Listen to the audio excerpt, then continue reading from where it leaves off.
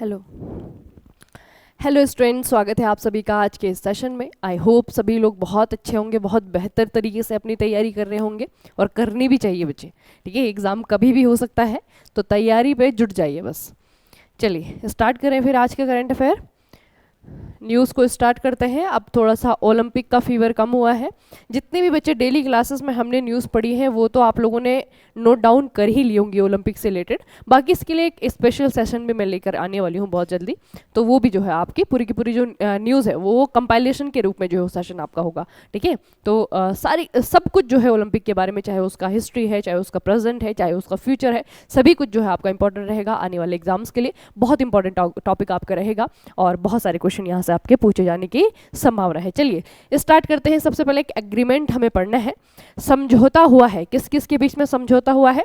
एक तरफ आपका IIT-GN है, GN का मतलब है गांधीनगर। ठीक है, तो बच्चे IIT गांधीनगर के द्वारा जल शक्ति मंत्रालय के द्वारा किए गए मूल्यांकन के लिए भारतीय प्रौद्योगिकी संस्थान इंदौर के साथ में, देखिए दो बच्चे आपके IIT हैं, एक आपका IIT-GN है यानी कि गांधीनगर है, एक आपका IIT इंदौर है। ठीक है, तो दोनों IIT ने जो है आपस में एग्रीमेंट किया है। अब एग्रीमेंट किस चीज़ को लेकर के हुआ है वो हम लोग पढ़ेंगे। भारतीय प्रौद्योगिकी संस्थान गांधीनगर ने नर्मदा नदी बेसिन के स्थिति आकलन और प्रबंधन योजना तैयार करने के लिए अपने परिसर में नर्मदा नदी बेसिन प्रबंधन केंद्र की स्थापना की है। समझ में आया? कुछ नहीं आया? पहली बार में नहीं आता है। देखिए समझेंगे इसे।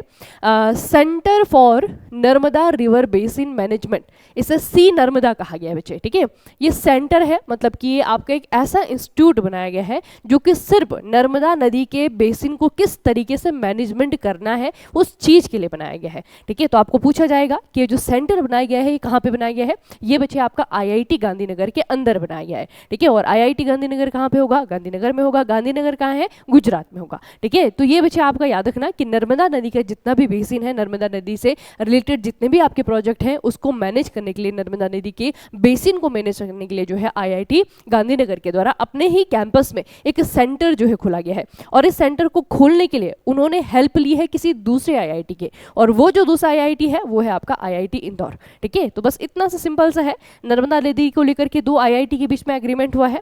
ठीक है, और ये किस चीज़ को लेकर के है कि नदी के प्रबंधन के लिए एक सेंटर बनाना है। ठीक है, तो बहुत आसान से जो है न्यूज़ है, लेकिन इस न्यूज़ के कारण जो है नर्मदा नदी आपकी चर्चाओं में है।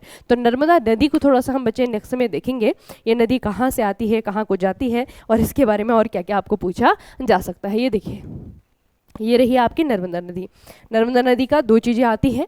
एक तो नर्मदा नदी की खासियत यह है कि ये भारत की उन नदियों में से है जो कि पूरब में नहीं, जो कि पश्चिम की तरफ बहती हैं। ठीक है, जो कि बंगाल की खाड़ी में नहीं जाती हैं, जो आपकी अरेबियन सी में जाती है, अरब सागर में जाती हैं। ठीक है, तो देखिए ये नदी बच्चे यहाँ से निकलती है। यहाँ पे क्या है? ये आपका मध्य प्रदेश। ठीक है, यहाँ पे आप लोग का अमरकंटक है, और यहाँ पे जो है आपका इस तरीके से अमरकंटक और MP के सॉरी ये जो आपका छत्तीसगढ़ है, आपका मध्य प्रदेश है, दोनों की बाउंड्री में बच्चे आपका क्या है? अमरकंटक श्रृंखला है, पूरी की पूरी पर्वत श्रृंखला है। और इस पर्वत श्रृंखला से जो है नदी निकलती है, जो आपको वायलेट कलर की दिख रही है ना, ये आपकी नर्मदा नदी है बच्चे। इस तरीके से जो है आपका ये नर्मदा नदी बहती हुई और जाती है आपकी गल्फ ऑफ खंबात में, खंबात की खाड़ी में। और खंबात की खाड़ी जो है अरेबियन सी का ही पार्ट है। ठीक है, तो अरब सागर भी कह सकते हैं, खंबात की खाड़ी भी कह सकते हैं। कहाँ से निकलती है? अमरकंटक से निकलती है। ठीक है, तो इतना फिलहाल आपको याद रखना है। दूसरा एक प्रश्न पूछा जाता है इसके बारे में कि इसका बेसिन जो है ना वो किन किन राज्यों में फैला हुआ है। बेसिन का मतलब होता है कि नदी का जो जल ग्रहण क्षेत्र होता है, नदी कहाँ से जो है अपना पानी लेती है। ठीक है, तो नदी जो है सिर्फ अपना पानी तो नदी में नहीं होता है, नदी में जो है हजारों जो है छोटी और बड़ी जो सहायक नदियाँ होती है वो आकर के मिलती हैं। तो नर्मदा नदी को अगर आप लोग देखेंगे, नर्मदा रिवर है बच्चे, और जो आपकी हल्की आपको स्काई ब्लू कलर की जो छोटी छोटी रेखाएं दिख रही है ना, ये छोटी छोटी ट्रिब्यूटरी है, इसकी सहायक नदी है। ठीक है, तो इसका जो बेसिन है वो पूरा का पूरा इतना एरिया होगा, ये पूरा का पूरा जो है इसका बेसिन होगा। ठीक है, नर्मदा नदी मुख्य नदी और उसकी जो सहायक नदियाँ हैं वो नदियाँ। तो अगर आपको स्टेट पूछा जाए तो स्टेट में बच्चे आपको क्या याद रखना है? सबसे पहले आपको जो है MP याद रखना है, मध्य प्रदेश हो गया आपका। ठीक है, मध्य प्रदेश के बाद में नीचे की तरफ अगर आप लोग देखेंगे महाराष्ट्र हो गया इसका। ठीक है, ये महाराष्ट्र हो गया। उसके बाद में अगर आप लोग देखेंगे MP के बाद में जो है नदी आपकी एंटर कर जाती है गुजरात में, तो गुजरात भी हो गया आपका। ठीक है, तो बेसिन में जो है आपकी इसके 3 स्टेट आ जाते हैं, और इसके अलावा इसकी जो सहायक नदियाँ हैं वो आपको पूछी जाएंगी। और सहायक नदी अगर आप लोग देखेंगे तो बहुत सारी बच्चे छोटी बड़ी जो है इसकी सहायक नदियाँ हैं। ठीक है, लेकिन हमें सिर्फ इंपॉर्टेंट याद रखनी है। इंपॉर्टेंट में आपको तवा याद रखना है, आपको बरना याद रखना है, आपको कोलार नदी याद रखनी है।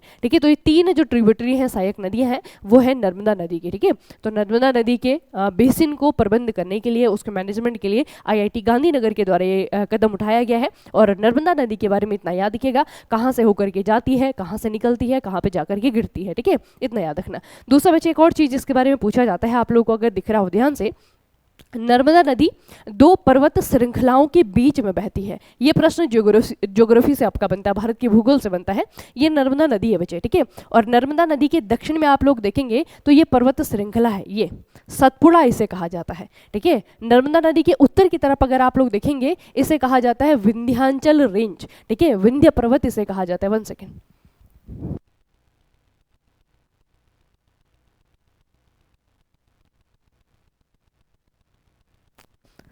ठीक है, तो ये थोड़ा सा याद रखना कि नर्मदा नदी के उत्तर में जो है आपकी विंध्य रेंज है, नर्मदा नदी के दक्षिण में जो है आपकी सतपुड़ा रेंज है। ठीक है, याद रहेगा ना। वैसे सारी चीजें हमने पढ़ी हुई हैं, कहीं ना कहीं एक ना एक टॉपिक हमने पढ़ा हुआ है, सभी को जो है एक साथ हम पढ़ रहे हैं, तो थोड़ा सा ध्यान से। ठीक है, तो ये हो गया बच्चे नर्मदा नदी के बारे में। और इसके तीनों सहायक नदी को, वैसे अगर आप लोग देखेंगे तो बहुत सारी ऐसी सहायक नदियां हैं। ठीक है, बहुत सारी सहायक नदियां हैं, लेकिन मैंने 3 बताई है, इन तीनों को याद रखना। तवा है, बरना है, कोलार है। ठीक है, अगला है आपका एक और स्टेट, ये है महाराष्ट्र। थोड़ी सी अटपटी सी न्यूज़ है, मतलब आपको हो सकता है कि पहली बारी में समझ ना आए, लेकिन कोशिश करनी है हमें समझने की। देखिए, महाराष्ट्र सरकार ने क्या किया है बच्चे, महाराष्ट्र प्राचीन स्मारक और पुरातत्व स्थल और अवशेष अधिनियम 1960 के तहत, 1960 का जो है इनका एक रूल है, अधिनियम है। इस नियम के तहत जो है क्या किया गया है, रत्नागिरी में जियोग्लिफ और पेट्रोग्लिफ। ठीक है, अब ये 2 शब्द का मतलब क्या है मैं अभी आपको बताऊंगी, पहले सुन लीजिए। जियोग्लिफ और पेट्रोग्लिफ को संरक्षित स्मारक के रूप में मान्यता दी गई है। ठीक है, अब क्या है, महाराष्ट्र में एक जगह है बच्चे रत्नागिरी। रत्नागिरी में अगर आप लोग देखेंगे ना, आपको अगर क्लियर दिखेगा तो यहाँ पे जो है आपकी क्या है, आपको एक पेंटिंग दिख रही होगी। ठीक है, ये जो पेंटिंग्स है ना, इन्हें कहा जाता है आपका जियोग्लिफ और इन्हें कहा जाता है आपका पेट्रोग्लिफ। ठीक है, तो जियोग्लिफ और पेट्रोग्लिफ, 1 सेकेंड ना, जियोग्लिफ और पेट्रोग्लिफ जो है, इसकी चित्रकारियाँ, इसकी पेंटिंग जो है यहाँ पे बच्चे आपकी क्या है, मिली नहीं है। यहाँ पे पेंटिंग जो है पहले से ही थी, लेकिन उन्हें जो है संरक्षित स्मारक का दर्जा दे दिया गया है। और आपको ये पूछा जाएगा कि ये जो आपके जियोग्लिफ और पेट्रोग्लिफ थी ना, ये महाराष्ट्र के कौन से क्षेत्र में है। तो महाराष्ट्र का जो क्षेत्र इस न्यूज़ के कारण चर्चाओं में आया है वो है आपका रत्नागिरी। ठीक है, याद रखिएगा 1960 के जो आपका अधिनियम है, इसके तहत रत्नागिरी क्षेत्र को क्या किया गया है, उसे जो है संरक्षित स्मारक के रूप में आपका सूचित कर दिया गया है, उसे लिस्ट कर दिया गया है। ठीक है, अब आते हैं 2 शब्द जियोग्लिफ और पेट्रोग्लिफ, इनका मतलब क्या होता है बच्चे। जियोग्लिफ और पेट्रोग्लिफ ना, ये शब्द जो है इस्तेमाल किए जाते हैं बहुत पुरानी पेंटिंग के लिए। ठीक है, याद रखिएगा जो जियोग्लिफ और पेट्रोग्लिफ शब्द है, ये जो है विभिन्न प्रकार की प्राचीन कलाएं हैं। ठीक है, आर्ट्स है, पेंटिंग्स है, इनके लिए इसका इस्तेमाल होता है। इसमें पृथ्वी की सतह या चट्टानों की सतह पर चित्र या डिजाइन बनाना शामिल है। ठीक है, तो पेट्रोग्लिफ और जियोग्लिफ जो है आपका बच्चे, जियो से मतलब होता है आपका पृथ्वी से। ठीक है, पृथ्वी की सतह पे जो है आपका किसी इंसान के हस्तक्षेप से या फिर बिना इंसान के हस्तक्षेप से जो नेचुरल और जो आपकी कुछ प्राकृतिक पेंटिंग्स होती है, कुछ जो है आपकी अननेचुरल होती है, मतलब कि अप्राकृतिक पेंटिंग होती है, उन दोनों को ही जो है आपका जियोग्लिफ और पेट्रोग्लिफ कहा जाता है। ठीक है, तो बहुत पुरानी जो आपकी पेंटिंग्स हैं, कलाएं हैं, आर्ट्स हैं, जो पृथ्वी की सतह पे जो है आपकी बनती हैं, वो कभी चट्टान पे बन सकती है, कहीं पे जो है आपका वो नदी, ज़्यादातर वैसे वो चट्टानों पे बनती है आपकी, जहाँ पे जो है आपका सतह होता है। सतह आपको पता है बच्चे, जो रॉक्स होती है ना, इनका जो है धीरे धीरे क्षय होता है ना, धीरे धीरे क्षय होने के कारण जो है आपका क्या होता है, कई बार जो है खूबसूरत जो है डिज़ाइन बना देती हैं। ठीक है, तो ये जो बहुत प्राचीन ऐसी जो आपकी डिज़ाइन होती है, इसको भी अगर आप सर्च मारेंगे ना इस न्यूज़ को, तो आपको देखने को मिलेगा कि रत्नागिरी में है क्या। रत्नागिरी में बच्चे आपके इस तरीके की नेचुरल पेंटिंग्स है ये। ठीक है, ये क्या है, एक नेचुरल पेंटिंग्स है, और इन्हें ही जो है आपका जियोग्लिफ और पेट्रोग्लिफ कहा जाता है। और इसीलिए बच्चे इस रत्नागिरी क्षेत्र को संरक्षित स्मारक घोषित कर दिया गया है। ठीक है, किसने किया है, महाराष्ट्र की सरकार ने। अगली न्यूज़ भी आपकी एग्रीमेंट से रिलेटेड है। ये एग्रीमेंट हुआ है भारत और मालदीव के बीच में। ठीक है, भारत का पड़ोसी देश, दूर का पड़ोसी देश है मालदीव। मालदीव और भारत के बीच में एक एग्रीमेंट हुआ है। एग्रीमेंट पहले भी था, अब एग्रीमेंट को जो है आपका एक्सटेंड कर दिया गया है।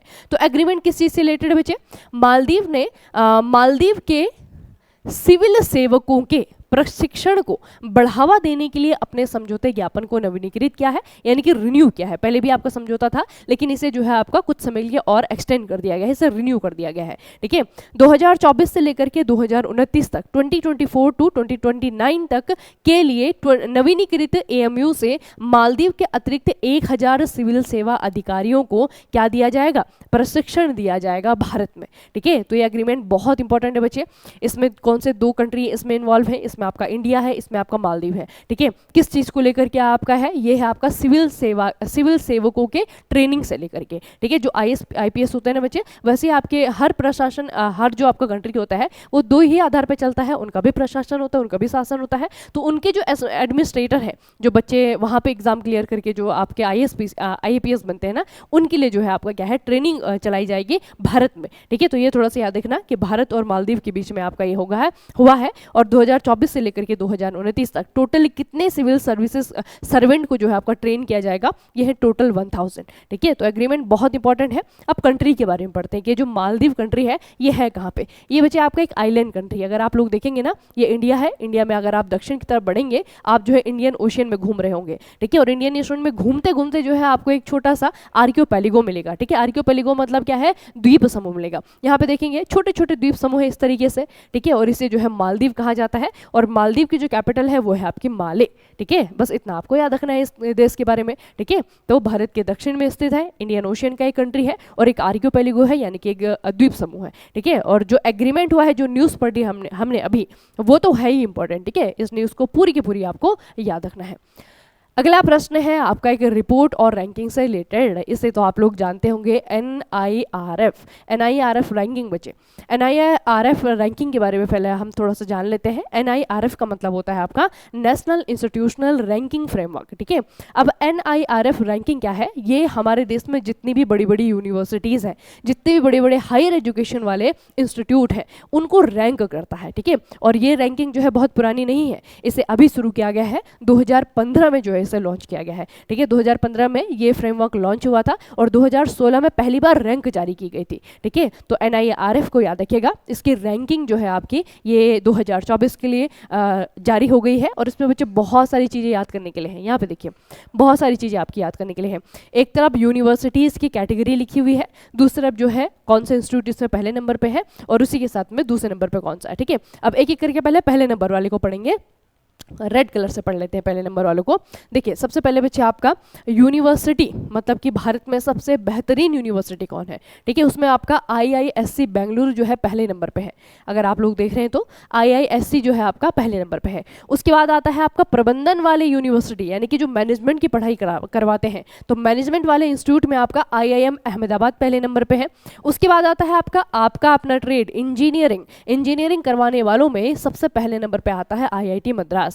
ठीक है, दूसरे नंबर पे है आपका IIT दिल्ली, तीसरे नंबर पे आपका IIT बॉम्बे। ठीक है, उसके बाद आता है लॉ, कानून की पढ़ाई करवाने वाले इंस्टीट्यूट में नेशनल लॉ स्कूल बेंगलोर। ठीक है, ये पहले नंबर पे है। उसके बाद आपकी अगली कैटेगरी आती है मेडिकल की, और मेडिकल में जो है आपका एम्स दिल्ली। ठीक है, दिल्ली का जो एम्स है वो पहले नंबर पे है। उसके बाद में बच्चे अगर हम स्टेट यूनिवर्सिटी की बात करें, मतलब राज्य की कौन से सबसे बेहतरीन यूनिवर्सिटी है, तो स्टेट में जो है आपका पब्लिक यूनिवर्सिटी अन्ना यूनिवर्सिटी। ठीक है, ये कहाँ पे है, ये आपकी चेन्नई में। ठीक है, तो ये जो आपकी स्टेट पब्लिक यूनिवर्सिटी है, उसमें आपका अन्ना यूनिवर्सिटी पहले नंबर पे है, जो कि चेन्नई पे है। ठीक है, उसके बाद में अगर ओपन यूनिवर्सिटी की बात करें, तो ओपन यूनिवर्सिटी में Indira Gandhi national open university, जिसे इग्नू कहा जाता है, ये पहले नंबर पे है। उसके बाद में आपकी स्किल यूनिवर्सिटी के बारे में बचे, स्किल यूनिवर्सिटी में आपका सिम्बियोसिस स्कूल ऑफ कम्युनिकेशन, जो कि पुणे में है, ये पहले नंबर पे है। ठीक है, तो आप लोगों ने देखा कि हर एक कैटेगरी में पहले नंबर पे कौन सा इंस्टीट्यूट है अकॉर्डिंग टू NIRF, ये आपको याद करना है बच्चे।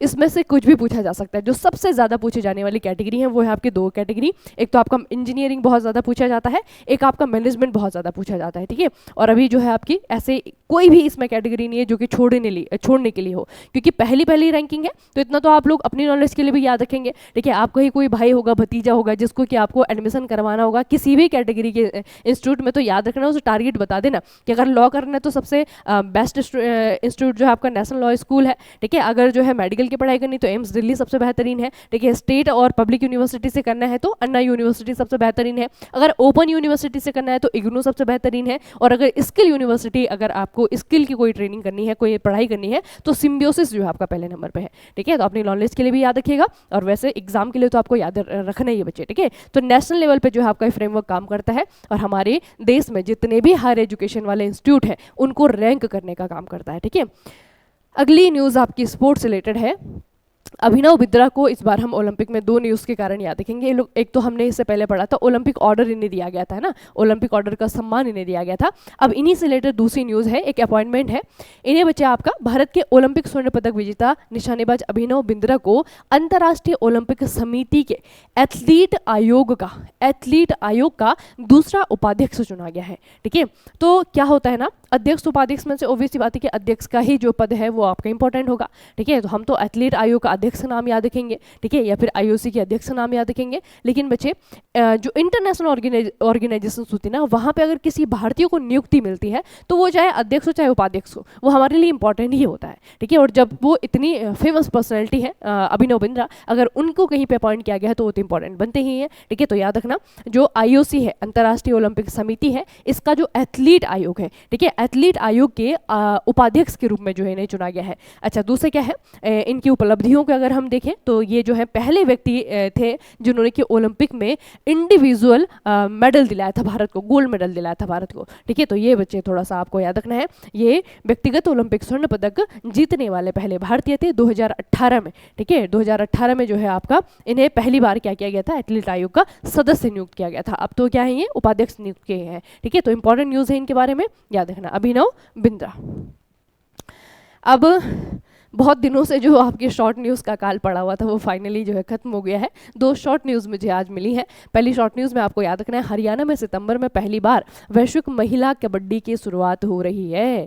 ठीक है, इसमें कुछ और एक्सटेंड करने नहीं वाली हूँ मैं, सिर्फ इतना याद रखिएगा, हरियाणा में सितंबर में, जो आने वाला सितंबर है 2024 का, 2024 सितंबर में पहली बार वैश्विक महिला कबड्डी लीग की शुरुआत होने वाली है। ठीक है, समझते हैं ना, कबड्डी लीग सिर्फ भारत का नहीं, इसमें बहुत सारी देशों की जो है आपकी टीम्स आएंगी। ठीक है, तो एक ग्लोबल कबड्डी लीग होने वाला है और इसे इंडिया होस्ट कर रहा है। इंडिया में भी कौन से शहर में होगा, ये कौन से स्टेट में होगा, ये होगा आपका हरियाणा में। ठीक है, ये हो गया। दूसरी जो न्यूज़ है, यहाँ पे सिर्फ आपको एक बुक का नाम याद रखना है और उसके ऑथर का नाम याद रखना है, और इंपॉर्टेंट इसलिए है क्योंकि हमारे एक राज्यसभा के एमपी हैं, अभी वर्तमान में राज्यसभा के एमपी हैं, इनका नाम है भीम सिंह। इनकी नई नवेली किताब जो है लॉन्च हुई है, आप लोग देख रहे होंगे यहाँ पे जो है बुक लॉन्चिंग हो रही है। तो 75 ग्रेट रिवोल्यूशनरीज ऑफ इंडिया, ठीक है, भारत के जो बच्चे क्रांतिकारी रहे ना, हमारी हिस्ट्री से रिलेटेड जो है आपकी बुक है। तो 75 ग्रेट रिवोल्यूशनरीज ऑफ इंडिया जो है इनके द्वारा लिखी गई है, इनकी किताब है और हाल ही में ये लॉन्च हुई है। ठीक है, तो भीम सिंह कौन है, ये जो है राज्यसभा के एमपी है, यानी कि मेंबर ऑफ पार्लियामेंट है। तो यहाँ पे सिर्फ किताब और राइटर, ये दोनों ही आपको याद रखना है। ठीक है, बुक्स एंड ऑथर, और उसके अलावा जो है ये याद रखिएगा कि कबड्डी का लीग जो है होने वाला है और इसे भारत के द्वारा होस्ट किया जाएगा, सितंबर में होगा, और कहां पे होगा, हरियाणा में होगा। ठीक है, इतना बस आपको याद रखना है। चलिए, आज का सेशन यहीं पे आपका समाप्त होता है। अब आरआरबी जेईई की प्रिपरेशन आप लोग कर रहे होंगे, ठीक है, बहुत बार बताती हूँ, लेकिन जो नए बच्चे हैं उनके लिए बताना पड़ता है ना, आप भी बोर हो जाते होंगे रोज रोज सुन करके, लेकिन सुन लीजिए, आरआरबी जेईई के लिए अगर कोई भी चीज़ बच्चे आपको चाहिए तो make it easy mechanical mobile application है, अब जो है नाम चेंज हो गया है, तो make it easy mechanical mobile application है, उसके भीतर जाएंगे, उसके भीतर बहुत सारी चीज़ें आपके लिए। ठीक है, तो जब तक जाएंगे नहीं तब तक पता नहीं लगेगा आपको। ठीक है, उसके भीतर जाइए, नॉन टेक्निकल ई बुक वाले सेक्शन में जाइएगा, भरमार है किताबों की। ठीक है, लेकिन भरमार है इसका मतलब ये नहीं है कि सारी की सारी खरीद डालनी है और बस रखे रहना है उन्हें फ़ोन में। ठीक है, ऐसा नहीं करना है बच्चे, जिसकी ज़रूरत है, जो आपकी नीड है, उसके अकॉर्डिंग ही किताब खरीदनी है, और ऐसा खरीदिए कि आपको बेनिफिट भी हो। किताब डाउनलोड करके अपने पास रखनी नहीं है, उसे पढ़ना है कम से कम। ठीक है, उसे भी अपने शेड्यूल में शामिल करिए, जो आपका टाइम टेबल है उसमें उसे शामिल करिए, तभी उसका बेनिफिट होगा, और जब पैसा आपने खर्च किए हैं तभी जो है वो सही जगह इन्वेस्टमेंट होगी। ठीक है, चलिए फिर आज के सेशन को यहीं पे समाप्त करते हैं, मिलते हैं फिर कल के सेशन में। तब तक के लिए पढ़ते रहिए, बढ़ते रहिए, अपना खूब सारा ख्याल रखिएगा। आप सभी का बहुत बहुत धन्यवाद।